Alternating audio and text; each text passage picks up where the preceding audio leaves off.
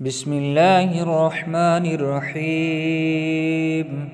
تبارك الذي بيده الملك وهو على كل شيء قدير، الذي خلق الموت والحياة ليبلوكم أيكم أحسن عملا وهو العزيز الغفور، الذي خلق 7 سماوات طباقا ما ترى في خلق الرحمن من تفاوت، فارجع البصر هل ترى من فطور، ثم ارجع البصر كرتين ينقلب إليك البصر خاسئا وهو حسير، ولقد زينا السماء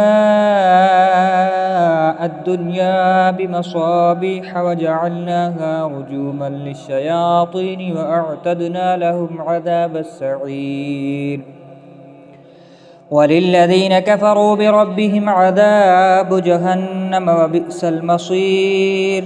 إذا ألقوا فيها سمعوا لها شهيقا وهي تفور، تكاد تميز من الغيظ، كلما ألقي فيها فوج سألهم خزنتها ألم يأتكم نذير، قالوا بلى قد جاءنا نذير، فكذبنا وقلنا ما نزل الله من شيء إن أنتم إلا في ضلال كبير.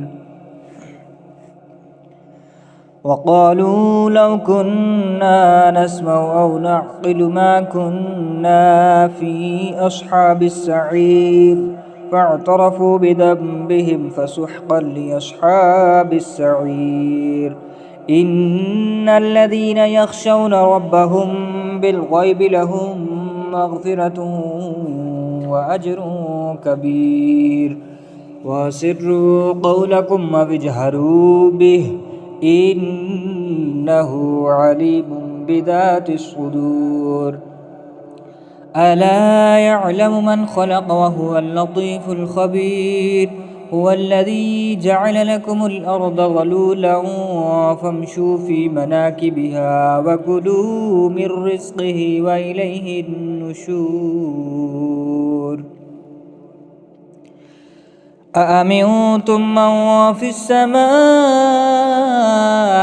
أن يخسف بكم الأرض فإذا هي تمور، أم أمنتم من في السماء أن يرسل عليكم حاصبا، فستعلمون كيف نذير. ولقد كذب الذين من قبلهم فكيف كان نكير. أولم يروا إلى الطير فوقهم صافات ويقبض ما يمسكهن إلا الرحمن إنه بكل شيء بصير. أمن هذا الذي هو جند لكم ينصركم من دون الرحمن إن الكافرون إلا في غرور.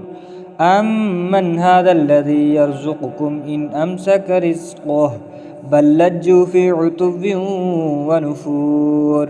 أفمن يمشي مكبا على وجهه أهدى أمن يمشي سويا على صراط مستقيم.